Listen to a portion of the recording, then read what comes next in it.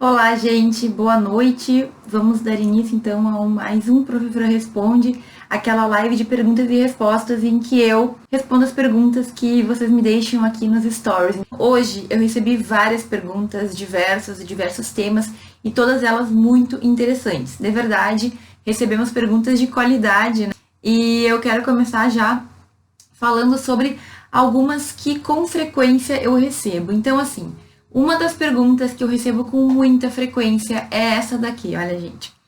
Quais as dicas para melhorar a oratória de uma pessoa tímida? E assim, o que é oratória, né? Oratória é a maneira como tu fala, é a maneira como tu te porta em público, é a maneira como tu te expressa, é o teu jeito de se comunicar. No direito, a gente sabe que isso é muito importante, independentemente da carreira que tu for seguir, mais ou menos tu vai ter que ter um pouco dessa oratória. Então, um juiz, um promotor, um delegado, um advogado, um professor, todos eles, dentro aí de uma flexibilidade, vão fazer uso da oratória e isso é uma coisa importante. Mas muitos de nós somos tímidos, muita gente é tímida, tem vergonha, se sente insegura. Isso é bastante comum. Eu mesma sempre digo que eu era muito, muito, muito tímida, sempre fui muito tímida. Mas eu consegui superar essa timidez. E como que eu fiz, na verdade, gente? Assim, eu não vou dizer que é uma fórmula mágica ou que tu vai fazer isso, isso e isso e que tudo vai mudar instantaneamente. Até porque eu nem acredito que uma coisa dessa possa acontecer. Mas tu pode começar a te desafiar aos poucos. Então, uma coisa que para uma pessoa tímida, por exemplo, é muito assustador, pelo menos era para mim, né? Era ter que falar com o professor, era ter que falar em público, era ter que levantar a mão para fazer uma pergunta. Eu preferia ficar com a dúvida, muitas vezes, do que levantar a mão e perguntar, porque eu tinha muita vergonha, certo? Na faculdade de Direito, eu não era tão tímida, mas eu ainda era um pouco tímida. E eu comecei a me desprender disso porque eu comecei a participar de mais trabalhos e mais eventos em que eu tinha e era obrigada a me manifestar. Então, eu vou ser muito sincera, eu perdi a minha timidez de verdade quando eu comecei a pesquisar e eu tinha que apresentar trabalho em outros lugares. Eu acho que já te falei sobre isso, né? Provavelmente já contei que eu apresentei trabalhos durante a minha graduação toda, aliás, toda não, ali nos últimos 2 anos, mas em vários lugares, em vários eventos. Então, assim, 2 anos que eu realmente pesquisei, escrevi artigos e trabalhei nessa história de pesquisa, gente, eu publiquei e eu apresentei muito trabalho. Então, eu apresentei trabalho em Florianópolis, eu apresentei trabalho em Curitiba, eu apresentei trabalho em São Paulo, eu apresentei trabalho em Uberlândia, em Vitória, no Rio de Janeiro. Esses eram os lugares dos congressos que eu ia, né? E assim, é claro que dá um medo, dá um frio na barriga, mas com o tempo tu vai te acostumando. A primeira apresentação de artigo que eu fiz foi em Vitória, no Espírito Santo, certo? E aí, eu tava tremendo, mas gente, a gente tem que começar a desenvolver. Quanto mais tu te fecha, quanto mais medo tu tem, quanto mais tu começa a criar um pavor de falar em público, de falar com as pessoas, pior fica. Então, eu, na verdade, quando eu comecei a me desapegar um pouquinho da minha timidez, eu fui pro lado do humor, eu fui pro lado de ser amiga das pessoas, conversando e fazendo piada e brincando. E tu pode escolher a maneira como tu vai fazer isso. Mas o que eu te digo é que tu tem que aproveitar os momentos da faculdade para aos poucos ir trabalhando esse medo, esse receio, essa timidez. Pensa comigo, eu sempre falo isso, gente. Na tua faculdade, tu tá lidando com a tua turma, certo? A tua turma e o teu professor que tu conhece, que tu sabe quem são aquelas pessoas, certo? Que daqui a pouco, se tu não gostar de que alguém falar, tu pode ir lá e falar pra pessoa, olha, não gostei disso, ou o contrário, né? A pessoa pode falar, ou seja, tu tá entre pessoas que tu conhece. Ah, professora, mas eu não gosto da minha turma, eu não gosto dos meus colegas. Tudo bem, mas tu entende que tu conhece aquelas pessoas? Tu tem vergonha de falar para teus pais, para tua família? Tu tem vergonha de conversar com conhecidos? Claro que cada um vai ter, né, digamos, o seu nível de timidez. Mas assim, sinceramente, aproveita as oportunidades que tu tem na faculdade para desenvolver a tua oratória, para desenvolver esse desapego, digamos assim, da timidez, da vergonha, certo? Então, olha, eu vou fazer uma proposta aqui que eu sei que talvez pareça um absurdo para quem é tímido, mas te desafia a fazer uma pergunta na sala de aula de vez em quando. Te desafia a responder uma das questões que o professor fizer para a turma. Gente, isso é apavorante, né, para quem é tímido, mas assim, com o tempo tu vai te acostumando com aquilo, sabe? E tu começa a pegar gosto, porque dá uma certa adrenalina, sabe? A gente falar em público, a gente falar para outras pessoas, a gente, né, ter que expor a nossa ideia, a gente começa a falar melhor, a gente se comunica melhor, a gente se sente bem com a gente mesmo. Então, um pouco que me ajudou também a superar a timidez foi esse sentimento bom de falar em público. Ah, eu não sei dizer. É um pouco de ansiedade com felicidade, sabe? Mas enfim, a questão é que tu tem que ir aos pouquinhos, com pequenas coisas, com pequenos momentos, aproveitando para, digamos, explorar essa possibilidade. Quando tu tiver que apresentar um trabalho na aula, por exemplo, vai lá e apresenta, faz o teu melhor. Quando o professor fizer uma pergunta, quando alguém fizer alguma pergunta, quando tu tiver a possibilidade de falar a tua opinião, fala a tua opinião. Eu sei que é desafiador, mas quando tu começa a falar, tu simplesmente se acostuma, tu pega o gosto pela coisa, entendeu? E aí fica muito legal, simplesmente tu gosta de falar em público. Eu adoro fazer live, eu gosto de gravar vídeo, eu gosto de participar de eventos. Por quê? Porque é gente que tu tá trocando ideia, sabe? Quando tu fala a tua opinião, é claro, muita gente tem um pouco de timidez porque tem medo, né, de ser criticado, mas quando tu fala, tu tá aberto para receber também outras ideias, para receber críticas, para receber elogios. Enfim, a gente não pode ter medo do que os outros vão pensar, né? A gente tem que ser a gente tem que falar aquilo que a gente acredita, com cuidado, com educação, né, obviamente. Mas entende? Quanto mais tu te apegar nessa ideia de que tu é tímido, de que tu não consegue, pior vai ficar. Então, vai te liberando aos poucos, vai te soltando aos poucos. Eu tenho certeza que perante a tua turma, as pessoas que tu conhece, o teu professor, tu tem como começar.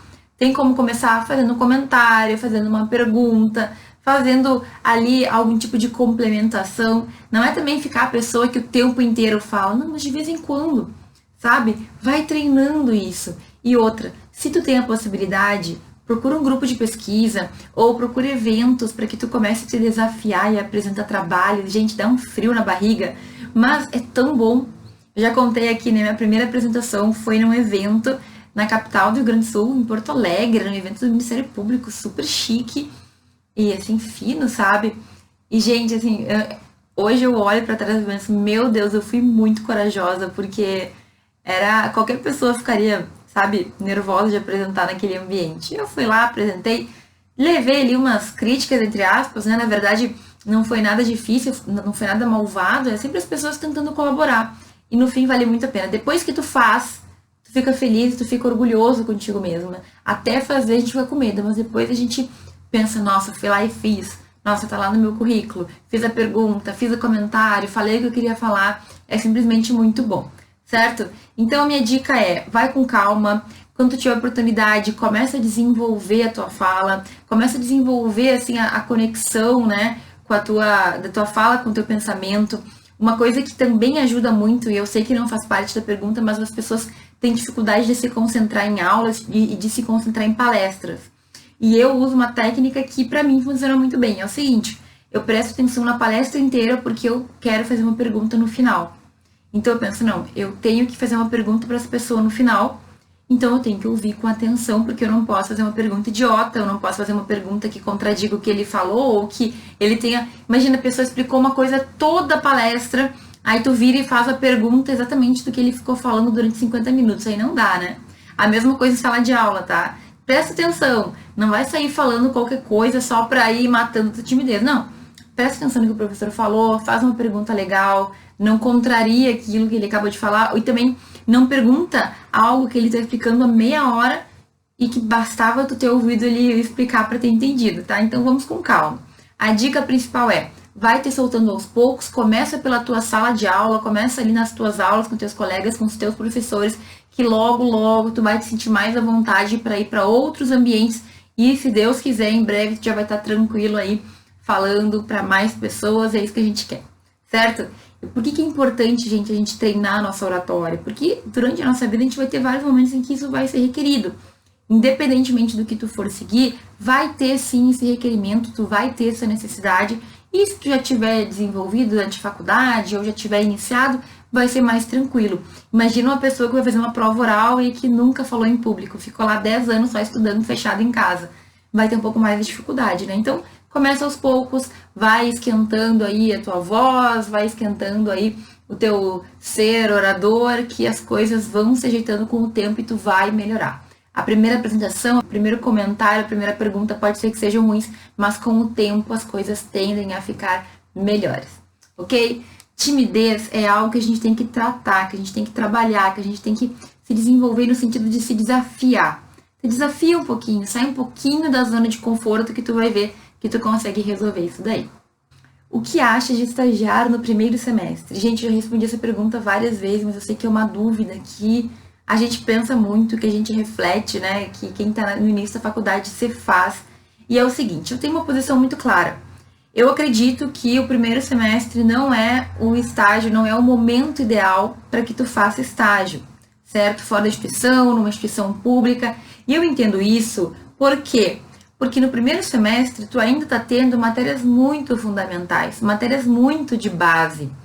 Então a grande probabilidade é que tu consiga um estágio em que tu não consiga aproveitar aquilo ali. Se tu vai para uma defensoria pública, para o Ministério Público, trabalhar com juiz no primeiro semestre, primeiro que tu vai sofrer muito porque tu não tem ainda, né, as características. E segundo, que provavelmente as tarefas que tu vai ter vão ser muito aquém, vão ser muito menos do que poderiam ser. Então, assim, olha, eu entendo que primeiro semestre não é ideal pra gente fazer estágio. Acredito que tu ganha mais se tu estudar, se tu focar nos fundamentos do direito, para dali um pouco no terceiro, no quarto e em diante, tu começar a fazer. Agora, deixa eu dizer uma coisa, certo? Deixar muito claro isso. Pode ser que tu encontre um estágio dos sonhos e que te aceitem no primeiro semestre. E que tu queira, e que tu tenha interesse, e que tu esteja disposto a aprender, e que, enfim, vai então, sabe? Não existe uma única resposta. Ah, não, a professora falou que não é para fazer estágio no primeiro semestre. Gente, é regra geral. Tu sempre tem que adaptar tudo à tua vida, ao teu contexto, à tua história, ao que tu necessita, ao que tu, certo, quer, ao que tu deseja. Vai que o advogado dos sonhos lá, que tu admira muito, te convida para fazer um estágio com ele. E ele sabe que tu tá no primeiro semestre. Meu caro, vai, testa. Se tu não gostar, tu não é obrigado, tu não vai estar com algemas preso naquele estágio. Se não der certo, se tu não gostar, se tu quiser fazer outras coisas, qualquer outro motivo, tu simplesmente não faz mais estágio. Entende? Então, a minha posição é muito clara. Eu acredito que o primeiro semestre não é o ideal, porque eu acho que tu não tem os fundamentos e também muitas vezes tu vai conseguir estágios em que as pessoas vão tirar para office boy. Tu vai ser a pessoa que faz o café. Embora eu não veja problema nenhum em tu ser um estagiário que também faz o café de vez em quando, tá? Pelo menos eu estagiei muito tempo na Defensoria Pública da União e nós estagiávamos real e todo mundo dividia a tarefa de fazer o café e não tinha problema nenhum. Um dia eu fazia, um dia o meu colega fazia, um dia outra pessoa fazia, porque era a gente que tomava o café. Não vejo nenhum problema em fazer o café que eu tomo, certo? Mas se tu só serve para levar papel para lá e para cá, se tu só serve para ir tirar cópia, se tu só serve para fazer café, aí talvez tu está sendo mal utilizado. Aí talvez, então, pensa se não tem alguma coisa mais interessante para tu fazer com o teu tempo, ok? Mas enfim, cada pessoa vai ter a sua situação, cada caso é um caso. Pensa, analisa, verifica se é do teu interesse e toma a tua decisão. Um tempo atrás também alguém me perguntou sobre fazer mais de um estágio ao mesmo tempo. E assim, eu também tenho a opinião de que um estágio por vez é o suficiente, porque tu tem faculdade, porque tu tem que estudar, porque enfim, existem outras questões da vida. Agora, mais uma vez, é a tua vida, é tu que tem que decidir. Eu dou as diretrizes gerais. Se tu realmente quer, se tu acha que é importante, então faça, e se não der certo, tudo bem, tu volta atrás, fica só com um, etc e tal, certo? Mas o mais importante é que tu saiba que é a tua vida, são as tuas decisões. A gente tem que ser bem responsável quanto a isso, ok? Eu digo aí o que eu penso, tu vai ter que adaptar ao teu caso, de repente às vezes vale a pena fazer. Mas aí, pensa, reflete, pensa se tu vai conseguir levar a faculdade, pensa se tu vai conseguir fazer tudo o que tu tem que fazer e segue em frente, certo? Como posso usar os certificados que venho obtendo com palestras e cursos online? Então, assim, acho que eu expliquei isso esses tempos, mas por que a gente tem que ter os certificados das coisas, dos eventos, das palestras, dos congressos que a gente participa? Toda faculdade vai ter lá dentro do seu regramento o número de horas complementares que tu tem que ter, certo? Então, lá na tua faculdade, tu pode perguntar para o coordenador, tu pode pesquisar no site da faculdade, tudo bem. Quantas horas tu precisa ter? Na minha faculdade, se eu não estou enganada, eram 300 horas complementares de graduação. O que era isso? Eram cursos extras, né, extracurriculares, fora da faculdade, eram eventos, eram palestras, eram aulas de idioma, enfim, eu tinha que juntar 300 horas. A minha faculdade era muito boazinha, porque ela aceitava todo tipo de certificado. Então, eu fiz uma palestra lá de 1 hora, 2 horas numa faculdade que tinha, e eles aceitaram. Eu fiz palestras de menos tempo, eu participei de cursos que podiam até ser online, cursos que não eram muito conhecidos, todos os meus certificados foram aceitos.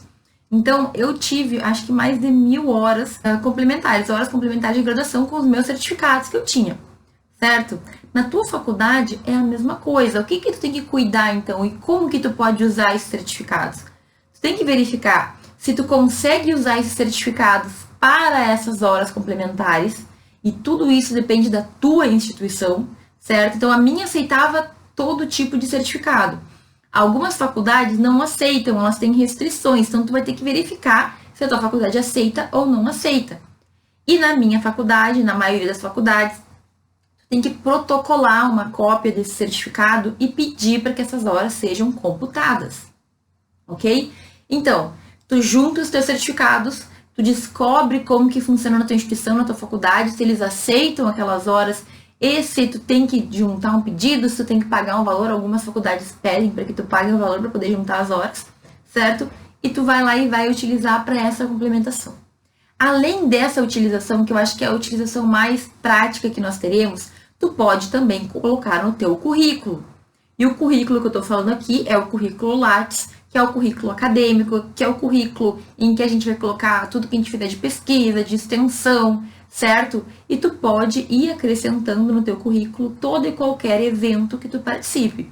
O currículo Lattes, ele não pede nenhuma, digamos, certificação, então tu coloca o que tu quiser colocar, não existe restrição de evento online, evento presencial, certo? Lá no Lattes, tudo que tu fizer, tu vai registrando, tu vai documentando, e isso vai fazer parte do teu currículo. Existem processos seletivos de projeto de pesquisa, processos seletivos de bolsa de alguma coisa, de pesquisa, de extensão, que eles analisam o teu currículo para ver se tu consegue uma boa pontuação. Normalmente, o que mais dá pontuação é publicação de artigo, publicação de resumo, publicação de trabalho, mas nada impede que tu também não seja avaliado ou que cause pelo menos uma boa impressão o fato de tu participar de eventos, de tu buscar se aprimorar, de tu buscar entender melhor questões de direito, certo? Então, assim, como que tu pode utilizar? Tu pode juntar todos eles, guarda com carinho e, primeiramente, tu pode tentar protocolar eles como as horas complementares, certo? Que tu precisa para tua faculdade e, de qualquer maneira, né, tu pode também colocar no teu currículo, porque são eventos que tu participou e que efetivamente podem estar ali porque é algo que tu fez. Mais uma coisa, gente, sempre que tu fizer um currículo acadêmico que sirva para uma seleção, que seja algo mais sério, não adianta só colocar que tu fez. Então, tu tem que ter sempre o certificado para comprovar, tá? E é por isso que é interessante tu já ir pensando em apresentar para tua faculdade, porque já vi acontecer, e é uma coisa muito triste, quando a pessoa tem um monte de currículo, um monte de certificado, um monte de coisa, e ela não tem como comprovar porque ela não cuidou, porque ela perdeu, porque jogou água, porque, sei lá, pegou fogo. Isso é muito triste. Então, toma cuidado com os teus certificados. E se eu posso dar uma dica extra, faz uma cópia, escaneia ele, tenha uma cópia digitalizada, uma cópia digital, porque essa é mais difícil de tu perder. Manda pro teu e-mail, deixa numa nuvem aí. E, gente, assim, organizar currículo depois de um certo tempo é algo que complica muito a nossa vida. hoje o meu currículo, porque eu tenho que acrescentar artigo, porque eu tenho que acrescentar as cópias das coisas que eu publiquei, porque eu tenho que acrescentar todos os diplomas, ele fica tipo como é que eu posso dizer, duas encadernações assim bem grossas. É horrível de mexer no meu currículo, é ruim, porque é muita coisa, certo? Mas é o normal de acontecer com todo mundo que vai construindo uma vida acadêmica. O nosso currículo vai ficando gordinho assim, e tu começa a dividir em volumes diferentes para poder dar conta de colocar tudo, porque a encadernação não caberia, né? Um currículo desse tamanho, assim, com todas essas páginas. Mas vejam, é porque tem a certificação, e sem a certificação não conta ponto. Então, se eu vou concorrer a qualquer coisa, eu tenho que juntar os meus certificados, eu tenho que juntar os meus comprovantes de artigo, meus comprovantes de publicação e tudo mais. Ok? Então, olha só, seus certificados servem para tuas horas complementares e servem para o teu currículo. Nota mental, anota isso na tua mente, anota num papel. Cuidado com os teus certificados, porque se tu não tiver o certificado, é a mesma coisa que não ter feito curso, é a mesma coisa que não ter feito nada. Sem certificado, tu não consegue comprovar que aquilo aconteceu. Fica só a tua palavra, não vale, infelizmente, nesse caso, não vale muita coisa. Tá ok? Presta atenção, anota essa dica importantíssima, porque muito aluno se dá mal no fim da faculdade, tem que comprovar horas e perder os certificados e tá lá, enfim, é um desespero, já vi acontecer. Assisti o seu vídeo sobre organização, excelente, como você consegue realizar tanta coisa. Gente do céu, tanta coisa, eu não sei. Mas hoje mesmo eu compartilhei aqui nos stories do Instagram um livro que me ajudou muito, que é o livro do Jerônimo Temel. Eu também fiz o curso dele, que é a mesma coisa do livro, certo? E nesse combo do curso e do livro, que são a mesma coisa, eu aprendi métodos de organização, que são os métodos que eu trago aqui para vocês também. Então, é claro, né, que o meu jeito, eu adaptei aquilo que funciona para mim. Então, coisas que eu aprendi lá no curso e no livro do Jerônimo, que eu realmente recomendo que tu dê um jeito de comprar, porque vale muito a pena. É um livro barato, mas que pode mudar a tua vida. A questão de organizar a tua semana, a questão de organizar o teu dia, a questão de deixar decididas as coisas que tu vai fazer, certo? Então, por exemplo, todo domingo eu sento, eu escrevo tudo que eu tenho que fazer na semana e eu distribuo pelos dias da semana o que eu vou fazer, certo? Hoje mesmo eu estava escrevendo um texto sobre procrastinação e é normal, de certa forma, a gente procrastina, nem sempre tudo que eu previ eu consigo fazer, mas eu tenho uma visão macro. E aí, gente, quem tem casa, quem tem filho, quem tem que cuidar do pai, quem tem que, sei lá, limpar e ajudar o cachorro, todo mundo tem quem trabalha, quem faz estágio, todo mundo tem um monte de coisa para fazer. A verdade é essa. Tem que conseguir adaptar teu dia para fazer as coisas da faculdade, para fazer as coisas da tua vida pessoal, para ficar com a tua família, para organizar a tua casa, para trabalhar. Todo mundo tem muita coisa para fazer. Isso é real. Agora, tem pessoas que conseguem dar conta, tem pessoas que não conseguem. E muitas vezes eu vejo gente que nem tem tanta coisa para fazer que não consegue dar conta. E eu já fui assim também, certo?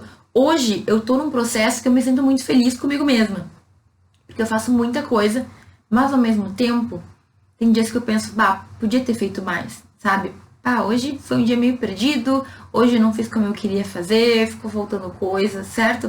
Faz parte. Então tem dias que o teu dia vai ser maravilhoso, que tu vai cumprir as tarefas, tem dias que tu não vai cumprir, mas a mágica é tu tá sempre verificando e analisando de longe. Não, tudo bem, hoje faltou tal e tal tarefa, vou passar para amanhã. Amanhã, então, eu vou fazer tal e tal e tal coisa, certo? E aí é uma questão de rotina também.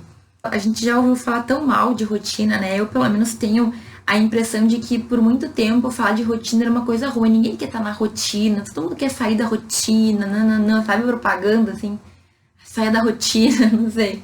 Eu acho que isso pegou forte em mim, porque por muito tempo eu achava que rotina era uma coisa ruim. E hoje eu vejo que rotina é uma coisa muito boa. Tu acordar, tu ter os teus rituais, tu arrumar tua cama, tu fazer o que tu tem que fazer, tu sair, tu tomar o café, tu ter a hora pra isso, a hora pra aquilo. Porque facilita a tua vida. Porque tu não tem que ficar decidindo o que tu vai fazer o tempo inteiro, sabe? Então, quando tu cria no domingo as tuas tarefas, tu organiza a tua semana, tu não tem que chegar no dia... Imagina, hoje é quinta, né? Então, hoje eu vou acordar e vou pensar em tudo que eu tenho pra fazer. a probabilidade que não dê certo, que eu esqueci alguma coisa, que ficou faltando alguma coisa de ontem, é muito grande, entende? Então, sinceramente, organização é uma palavra que as pessoas têm até um pouco de medo, mas é algo essencial. Ainda mais quando a gente fala de faculdade de direito, a gente fala de um monte de matéria, de conteúdo, de cadeira, né? E aí eu tenho que dar conta de tudo aquilo, eu tenho que revisar, eu tenho que estudar, eu tenho que fazer trabalho, tem prova, e tem isso, tem aquilo. Então, se tu não aprender a te organizar, tu vai ter uma vida muito desesperadora, que foi mais ou menos a vida que eu tive na minha faculdade. Que eu dava conta porque eu ia apagando os incêndios, mas que vira uma bola de neve em algum momento. Tu tá sempre tendo que priorizar alguma coisa, mas assim, prioriza uma coisa destruindo as outras, sabe? Então tu tá sempre tentando apagar os incêndios e é muito desesperador isso. Se eu posso te dar uma recomendação, é então que tu procure não só esse vídeo, mas o vídeo que eu explico do método Pomodoro, da questão do Jerônimo, porque não adianta só tu te organizar se tu não consegue cumprir, entende? Então, é um monte de fator. A gente está sempre num processo de evolução, a gente está sempre melhorando. E eu acho que o pulo do gato é tu ver o que tu está fazendo bem, manter o que está sendo bom e o que não está bom, tu ser consciente o suficiente para alterar, certo? E para não ficar naquele sentimento de culpa o tempo inteiro, porque culpa não presta para nada. Culpa é uma coisa que a gente tem impregnado que simplesmente não faz sentido. Mas a questão é que não deu certo, não conseguiu fazer, teu dia não rendeu, tudo bem. Não adianta ficar se culpando, não adianta ficar se sentindo mal. Para, modifica o que tem que ser modificado, corrige e vai de novo para a luta, vai para a batalha, porque amanhã é outro dia, tem uma nova chance de fazer tudo melhor. Parece coisa de coach, né? Mas é real, certo? Alguma dica para leitura de textos mais densos e que o vocabulário é complicado para o primeiro período? Eu tenho um vídeo no YouTube que eu falo exatamente sobre isso, tá? Mas é o seguinte, gente, quando a gente tem as primeiras leituras do direito, sempre vai ter muita palavra que a gente não entende, que a gente boia. Vai ter latim, certo? Às vezes muito desnecessário, inclusive tem livros de direito do primeiro semestre que parece que eles já querem nos assustar de cara. Então, o que eu sempre falo é que tu vá lendo com calma, certo? Então, duas dicas principais aqui. Leia devagar, leia com atenção e a cada parágrafo faça um resumo ali com algumas palavras do que tu entendeu. Não passa para o próximo parágrafo sem ter entendido aquele que tu acabou de ler. Por quê? Porque acontece muito da gente simplesmente ler, chega lá no final de um capítulo, tu para e pensa, meu Deus, não aprendi nada. Não entendi nada, vou ter que reler tudo, e aí começa a bater o desespero, fica aquela ansiedade, aquela preocupação. Então, assim, a cada parágrafo, para e pergunta para ti mesmo, eu entendi o que aconteceu aqui? Eu entendi esse parágrafo? Não, eu entendi. Ele quis dizer que o direito absoluto, tal, não é absoluto. Ele quis dizer que tal e tal coisa. Perfeito, escreve, anota ali do lado e segue adiante, certo? Então, a primeira dica é, leitura difícil, tu tem que ter tempo. Leitura difícil, tu vai ter que sentar e tu vai ter que desmembrar ela, tu vai ter que ir de parágrafo em parágrafo. E pode até parecer que isso é mais demorado, mas eu te prometo que quando tu termina de ler o texto, tu entendeu o texto, tu ganha tanto tempo, porque o que adianta ler tudo correndo se tu vai ter que ler outra vez? Então, para, ter programa para fazer leitura, senta num lugar legal, organiza o teu ambiente, pega uma canetinha ou um lápis e vai aos poucos. Essa é a primeira dica, tá? A segunda dica que eu considero muito importante também. Não adianta, isso é uma coisa que é meio intrínseco nosso, né? Tu tá lendo lá o parágrafo, e aí de repente tem uma palavra que tá no meio que não faz a mínima diferença porque tu conseguiu entender o que estava escrito, mas tu não sabe o que significa aquela palavra, e daí tu te enlouquece, e daí tu para a leitura, vai procurar dicionário, vai procurar isso, vai procurar aquilo. Não faça isso. Não faça isso porque é pra gente se perder mesmo. Então, assim, se é uma palavra que não faz diferença, e a gente tem muito disso no direito, finge que ela não existe. Marca ela para depois tu procurar, certo? Mas não para de ler para procurar. Porque assim, ó, aí tu tá lendo aqui, aí eu vi uma palavra que eu não sei o que é, aí eu vou lá, procuro no dicionário, aí eu volto aqui, aí eu descubro a palavra, mas aí eu já perdi o capítulo, já perdi o fio da meada, já não sei mais o que estão falando. Então, não vai na hora procurar. Marca essa palavra, certo? E segue lendo.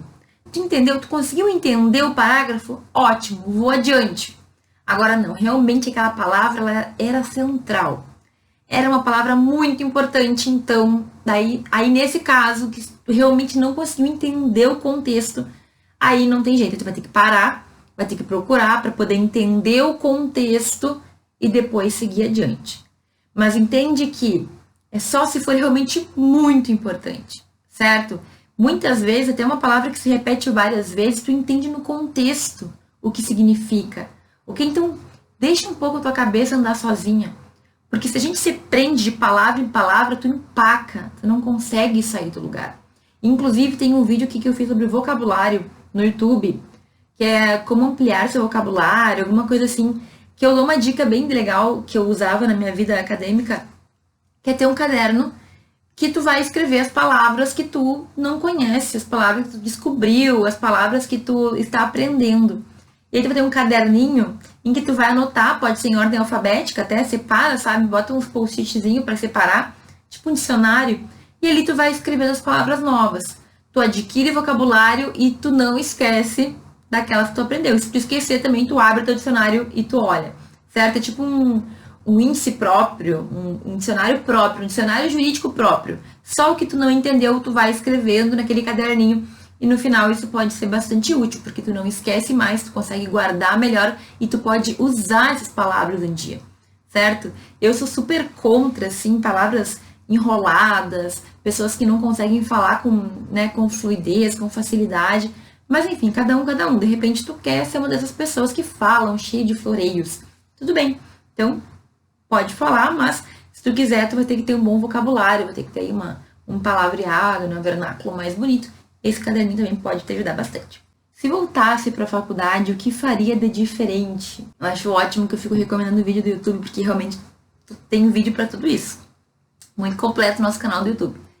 Assim, ó, esse tipo de pergunta é uma pergunta que podem vir várias respostas, né? Uma coisa que gostaria de ter feito antes era a pesquisa.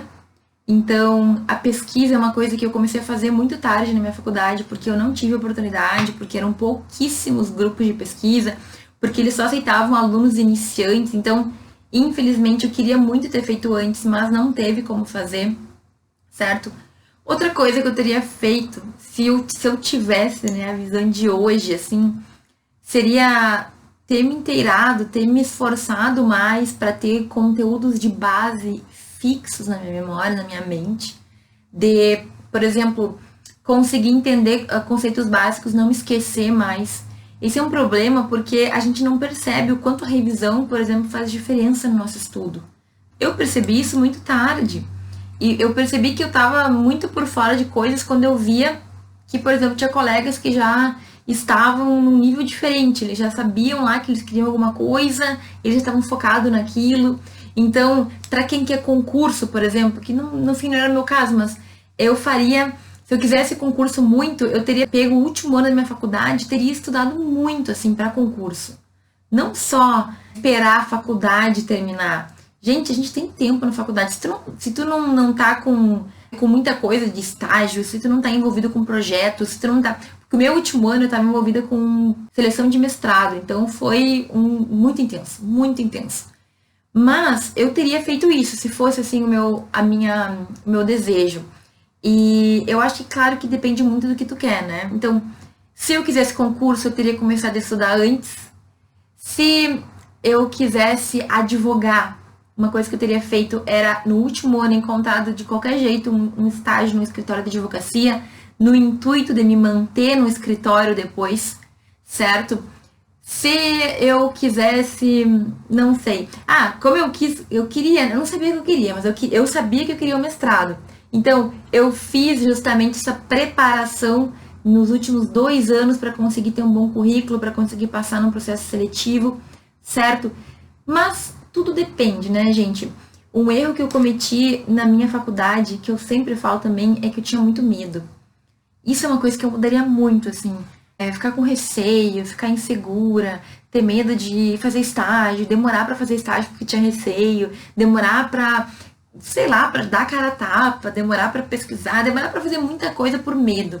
E assim, a faculdade é um momento de tu ir lá, de tu dar cara a tapa, de tu te esforçar, de ir com medo mesmo, sabe?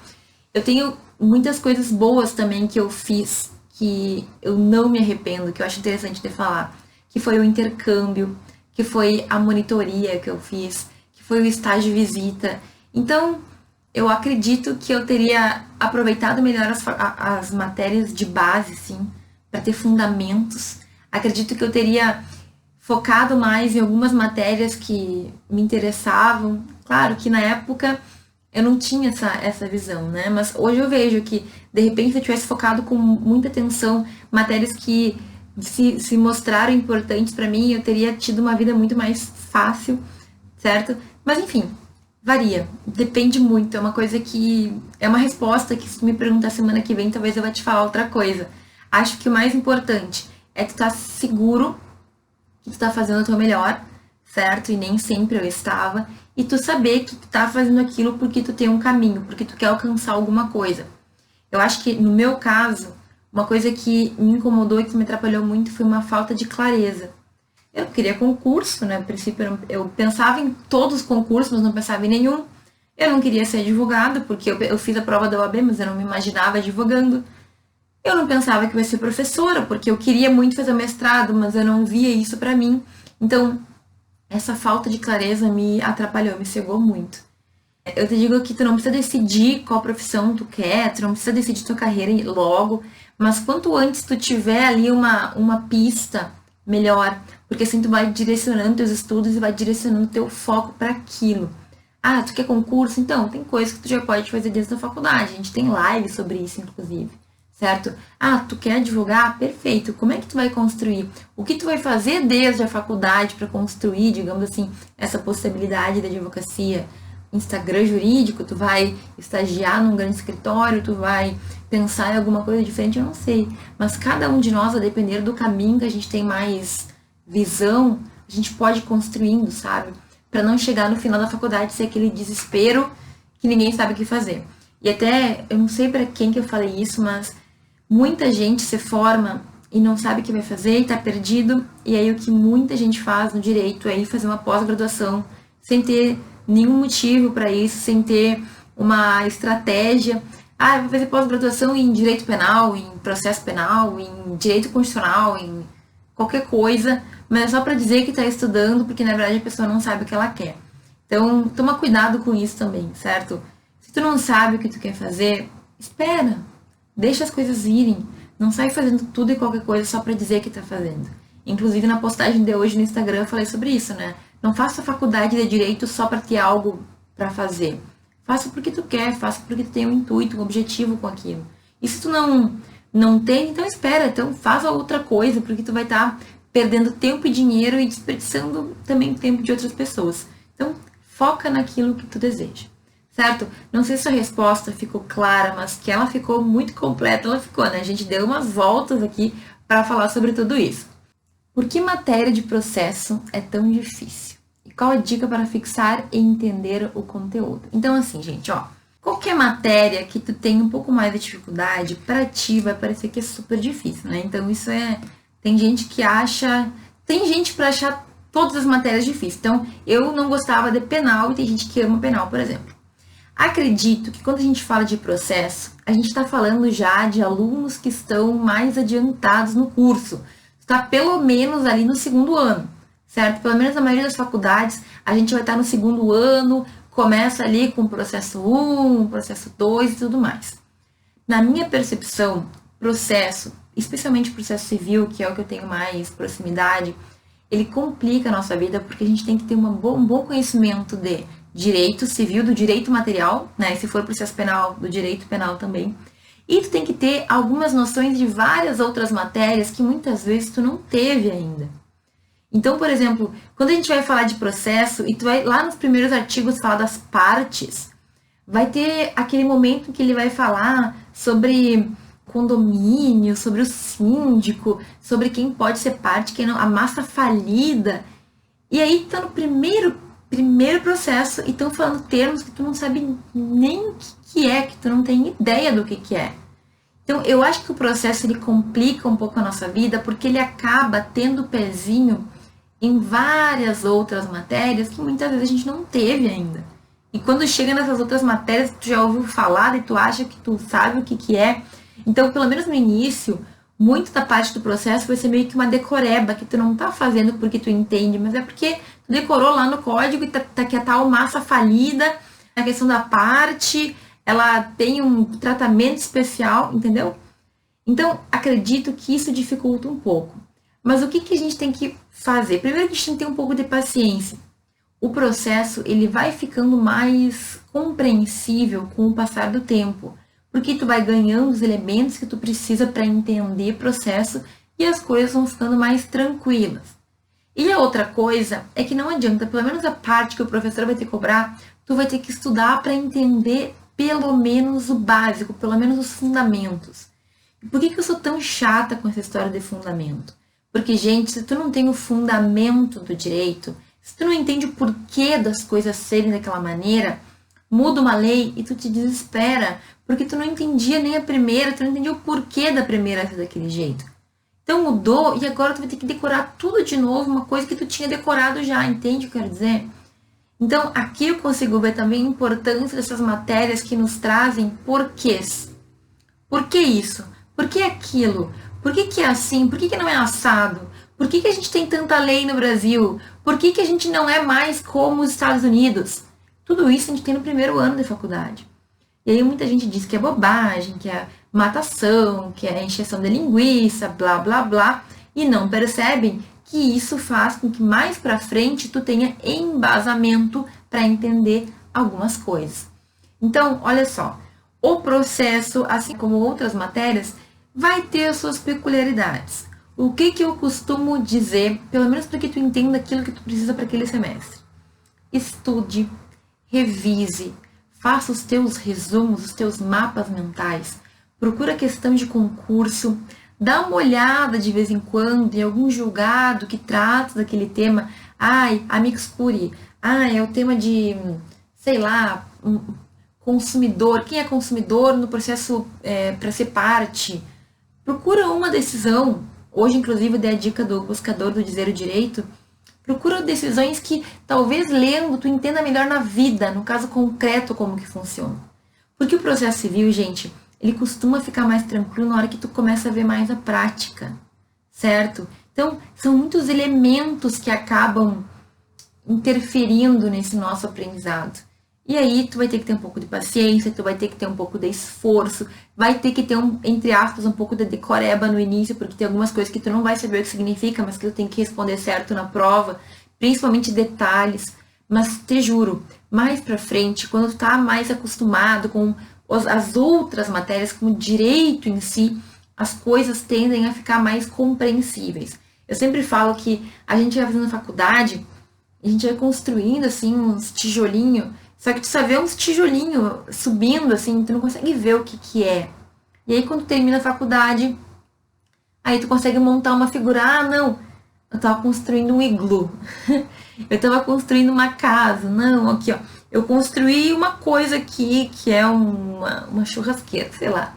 Entende? Mas até tu ter aquela obra construída, é difícil tu ver o que vai sair ali. Certo? Então, a faculdade de Direito em geral é tu ter paciência para entender que muitas das coisas tu não vai entender naquele momento, tu vai ter que ter um pouco mais de maturidade para entender, um pouco mais de conhecimento. Então, a gente tem que ir levando do jeito que dá, a gente tem que ir buscando entender da melhor forma possível, mas saiba que melhora com o tempo, tu vai entender mais com o tempo, as coisas vão ficar mais claras com o tempo.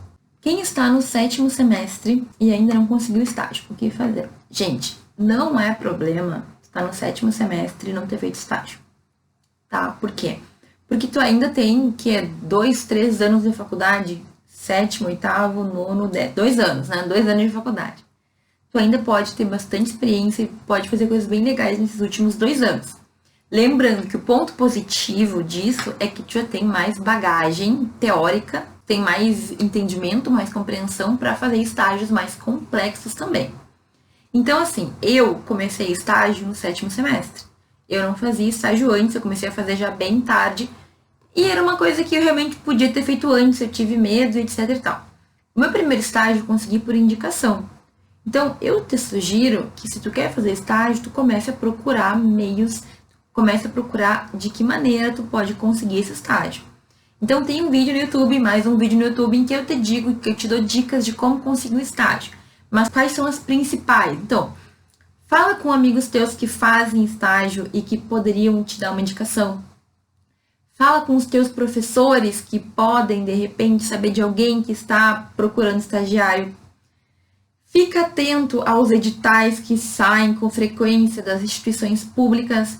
Liga para as instituições ou vai pessoalmente e pergunta se vai ter processo seletivo, pergunta se estão precisando de estagiários e tudo mais, porque aí tu fica ligado, já fica sabendo o que pode acontecer.